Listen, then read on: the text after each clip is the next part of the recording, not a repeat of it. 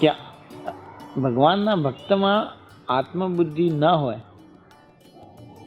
એવો હોય, અને ધારો કે ભગવાનની મૂર્તિ અને અખંડ દેખાતી તો બી શું કે આપણને કેટલો મહિમા. અત્યારે કોઈ કહે કે આ ભાઈને તો સામે અખંડ ભગવાનની મૂર્તિ દેખાય છે, તો એના દર્શન કરવા આપણે દોડાદોડ કરીએ. ગુણાયતાન સ્વામીએ વાત કેટલી મોટી લખી છે. કલ્પના એક ઓલી લીટી લઈને કલ્પના જ કર્યા કરવા જેવું છે. હજી આપણને મૂર્તિ તો દેખાતી જ નથી. हमें मूर्ति तो दिखाई पड़ती नहीं है. आंख बंद करो तो कैसा अंधारे के सर्कल दिखाई पड़ेंगे, या खूब जोर से मन पकड़ के बैठे रहेंगे तो थोड़ी देर मन लगेगा, फिर मन कहाँ अपने आप चला गया होगा. फिर 10-15 मिनट के बाद उसे ढूंढेगा, अरे कहाँ से कहाँ चला गया. ऐसी तो अपनी हालात है. कई बार देखो कंटाल आएगा भजन करने के,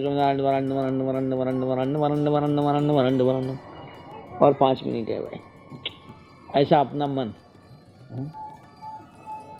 ये कहते हैं कि अखंड मूर्ति दिखाई पड़ती हो, लेकिन अगर भगवान के भक्त में आत्मबुद्धि नहीं हो तो क्या है, कुछ नहीं है.